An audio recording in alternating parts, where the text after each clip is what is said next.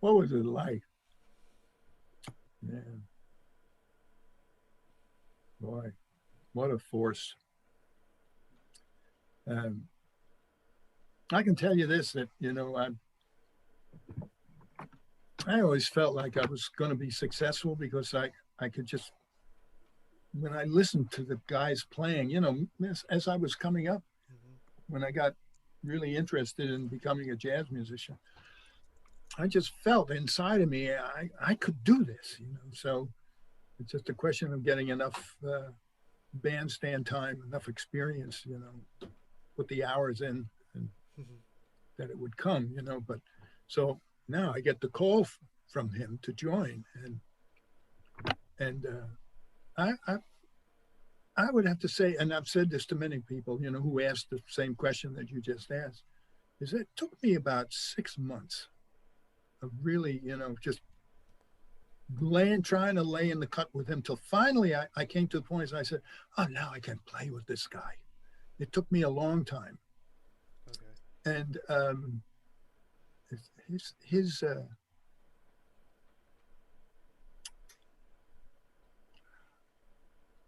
his complexity was it was a marvel because it was constantly shifting. Um, between the different things that he was hitting. He didn't keep a pattern like the hi hat just didn't keep going on 2 and 4, which was the older style. Older style. I still do it now, but you know what I'm saying, to be sort of Right, right. even playing the way it was. But that stuff was constantly shifting all the time. And I finally realized that where I really had to listen, number one, and try not to get distracted, was that cymbal, that ride cymbal. Mhm. Yes, sir. That's really where it was. That tick tick. That's what it was.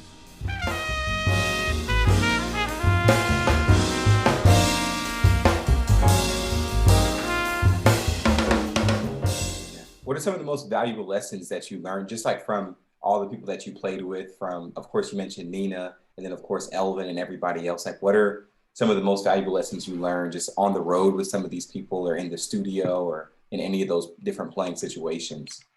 Well, it's the sometimes it just with me it's been a phrase or a word, but usually a phrase of something like that, which has given me something to base my existence on. What I believe in, and how I what I think of life and how I go forward. And one of them, if I can remember some of them for you, one was I was standing at the bar with Elvin, and I had been working with him for a while. That's at the Village Vanguard, New York. Okay. And I had been working with him for a while. And I refrained from the day that we hooked up together that I was never going to ask him anything about Coltrane, because I know that everybody was, asking him about Coltrane. And I Hmm. left it alone. I never asked him anything. But at this particular time, uh, we're having a drink, talking about this and that, and he brought up Train. And don't ask me what it was, because that doesn't matter. That's not the point of this short story. Uh, he was something about Train, and I asked a question, and then I don't know what the question was, but that was the first time that I ever really said anything about Coltrane. Some question that I had, and he said his answer is what I remember. He says, "My nickname is Gates." Right? He says, "Gates." He says, "I don't know." He says, "It's just a series of circumstances." Mm. Hmm. So to me, that's what life is. It's Yeah. just a series of circumstances. Wow. So I look at that. I'm that struck me as like a philosophy to base my view of life on. Yeah. Yes, sir.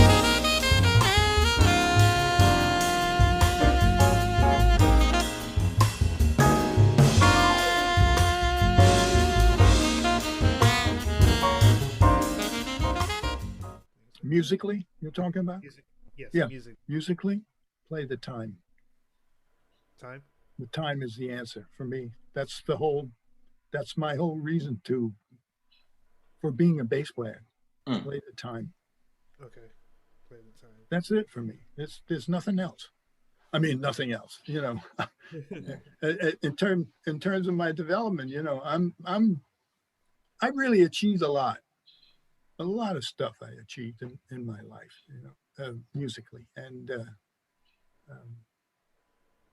but when I gauge myself against other players, you know, when I think about Scott LaFaro or Gary Peacock or Christian McBride, Oh yeah. the world's greatest bass player, maybe ever. For me, he's just unbelievable, this guy. I mean, what he did with tergiversation, the way he soloed on that thing, man, he's just amazing. But anyway, Stanley Clark and Eddie Gomez and all these guys at Miroslav, and they got these chops and they were all over the. And the best thing that I can do with a bow is play a whole note at the end of a ballad. That's about it. I never really put the time in practicing. I practiced for 2.5 months when I first started playing. And since then, I've never practiced. Maybe once in a while, I'll pick up the bass and play it a little bit, but practicing, I never did. And that's part of my limitation as a player, you know. I just can't compete with these guys who were all over the instrument. But I was successful because I played the time. Mm. And people hired me because I laid down the beat for them. Mm-hmm.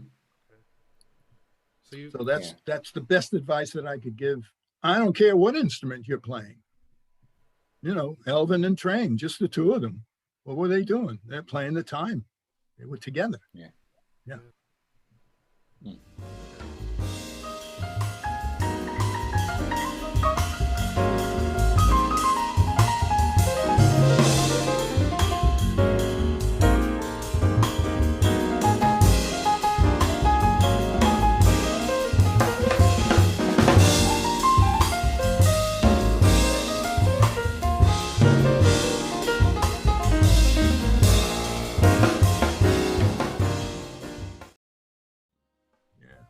Live Eastern Orchestra. I haven't really checked them out a whole lot. Was that Mahavishnu? Yeah. Well, it's I wish that I could have done it, you know, just for the challenge of doing it, you know. Mm-hmm. But you know, the thing with Kind of Blue, the world's greatest record of all time, right? The thing with it, whenever I hear it played on the radio or somebody's playing it in the club or somewhere, I'm talking about the recording, right? Right. It's like, I'm familiar with it, yes, but it's like, it's so perfect, man. It's, with Mahavishnu, you know, whoa, man, look at those chops. But how many times can I listen to that? I can't. I could listen to Kind of Blue forever. Mm-hmm. Yeah. You know what I'm saying, right? Yeah. It's one of those things where, you know, I feel like it can get through to even non-musicians, you know, because some of the other stuff, it's, I guess you could probably say more of an acquired taste, you know, whereas more of what you were talking about with Kind of Blue and other stuff like that, it's digestible to non-musicians, musicians, to anybody. Yeah. And sometimes like I would hear some people say less is more. Oh yeah. Yeah. And then also, well, you know, even the title of the album, Kind of Blue, sounds like it's blue, it's relaxed. Yeah. And it is. Yeah. And this is actually interesting. What that made me think about is one of my former mentors, Greg Tardy, a great tenor saxophonist, actually played with Elvin some too in the 90s. I know the name. Yeah, I know his name. Yeah. Now that I think about it, but he, I think he was with them, and I forget the rest of the band. But anyways, but he was telling me really, really interesting take, and I mean, he doesn't say this typically when talking about jazz, but he was saying that he feels like Stevie Wonder is kind of, in a way, quintessential jazz musician almost. Absolutely. You know, as far as like harmonically, melodically, rhythmically, everything is taken care of. But then it's like the musicians, you check it out, and it's like, man, this stuff is bad, you know, going through his tunes. But then non-musicians are grooving and dancing to it and loving it, but there's so much happening and he's not doing a bunch of stuff where he's tipping. I mean, every now and then you'll see him play. What is it? Like he'll play Killer Joe, or he'll play Spain, or he'll play like Yeah. something kind of from the jazz Yeah, idiom. yeah. But it was a really interesting take. When he told me that a couple years ago, and I was like, I never really thought about that. Yeah, that's right. I mean, you know this guy D'Angelo? Yeah, D'Angelo. That's a Yeah, jazz musician right there, man. Oh yeah, yes, sir. yeah, He's amazing. That guy is amazing. yeah, Yeah. yeah. And I think he studied with Ellis actually, Oh yeah. because I know Ellis for some time. He was living in Virginia. Hmm. What was it? I was actually had studied with this cat. What's his name? I'm totally blanking on his name. Mhm. Russell Wilson, not the quarterback, but but it was a great pianist in Richmond, Russell Wilson. And yeah, I remember he was telling me about Ellis. He was up there for a brief period of time. I think he was teaching at there's like I guess maybe a conservatory around there, and then In another Philly school, or in Richmond, in Virginia, Richmond? actually. Mhm. Yeah, and so and that's where D'Angelo's from, and so he said Ah, he was like, yeah, D'Angelo used to study with Ellis for some time before he, I guess before he, I don't know if he went to college or anything, but up until maybe 17, 18, maybe older.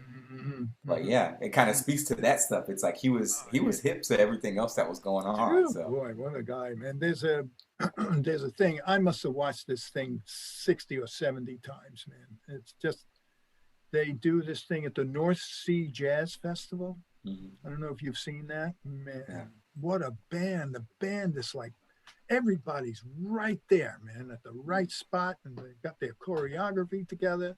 I'm in love with the girl who's doing the singing. I mean, Right, right. yeah, Yeah, Yeah. that's beautiful. yeah, great. So,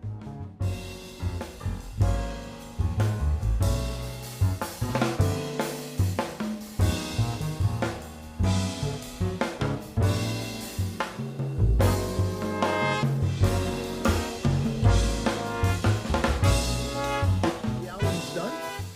It's done. It just hasn't been released yet. It's all Yeah, mixed and mastered. The album art's done. I just wanted to get the mechanical licensing taken care yeah. of first. What about the band? Is it trio all the way?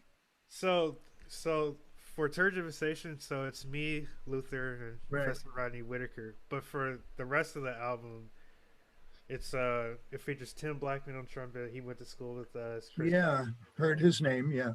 Chris Glassman on trombone, bass trombone. He went to school with us as well. And uh, Rodney's daughter Raquel, she sung a tune on my album as well that I wrote. She It's sings a tune?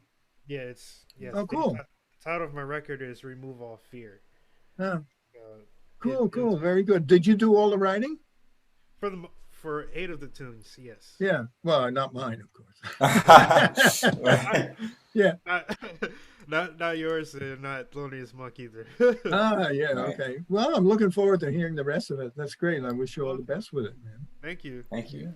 Yeah. thank you so much. I'll make sure I send you a copy. I That's was beautiful. I'll I'll send send you my address.